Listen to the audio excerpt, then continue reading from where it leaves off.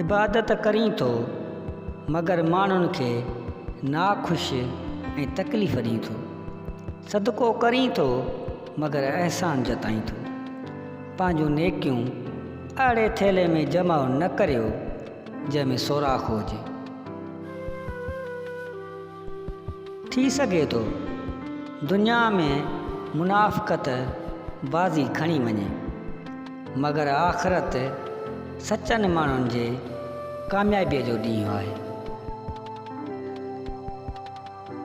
केरु इहो कीअं थो सोचे सघे त हिसाब न थींदो ऐं हू बख़्शियो वेंदो। यादि रहे त हिसाब ॾियणो पवंदो, हिक हिक ॻोढ़े जो, आह जो, तड़प जो, बेरहमीअ बेहसीअ जो।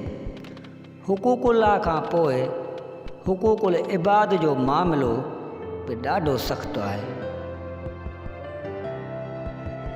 मूंखे डपु थींदो आहे उन्हनि माण्हुनि खां जिन खे अल्लाह जो कोई डपु न आहे हूंदो। अगरि कंहिंजो ज़र्फ़ आज़माइणो हुजे त उनखे घणी इज़त ॾियो। उहो आला ज़र्फ़ हूंदो त अव्हांखे वधीक इज़त ॾींदो। कम ज़र्फ़ हूंदो त मग़रूर थी वेंदो। पंहिंजे ॿारनि खे नंढी उमिरि में इख़लाक़, रहम, इंसाफ़, हमदर्दी, एसार, सचाई, ख़ुलूस सेखारियो। ही ख़ौफ़े ख़ुदा जूं मुख़्तलिफ़ शक्लियूं आहिनि।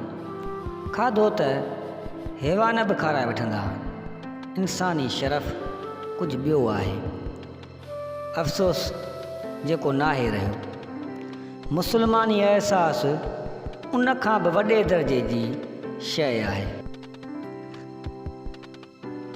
ए इज़त ॾियण वारा रब, असांखे उन्हनि माण्हुनि खां बचाए जेके असांजो चङायूं त लिकाइनि ऐं जॾहिं असांजूं बुरायूं ॾिसनि त पखेड़े छॾीनि।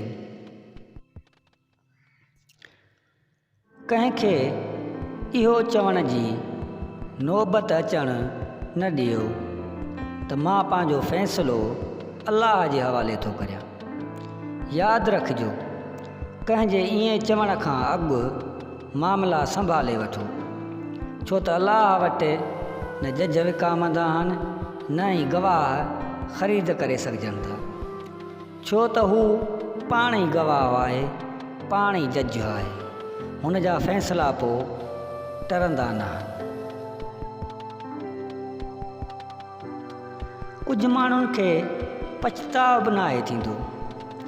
असां सोचींदा रहंदा आहियूं त शायदि हुनखे कंहिं वक़्तु अहसासु थींदो पंहिंजे मनफ़ी रवैये जो, लेकिन ईअं नाहे थींदो।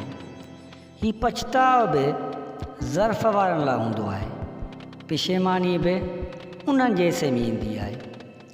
बेहस माण्हू सिर्फ़ पंहिंजो पाण खे नज़र में रखंदो आहे।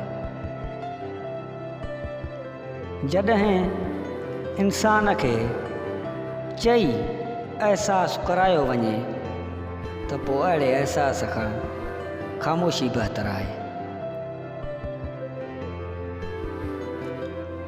तुंहिंजो रुतबो तमामु वॾो ई सही, पर ॾिस, मां बि ख़ुदा जो बंदो आहियां।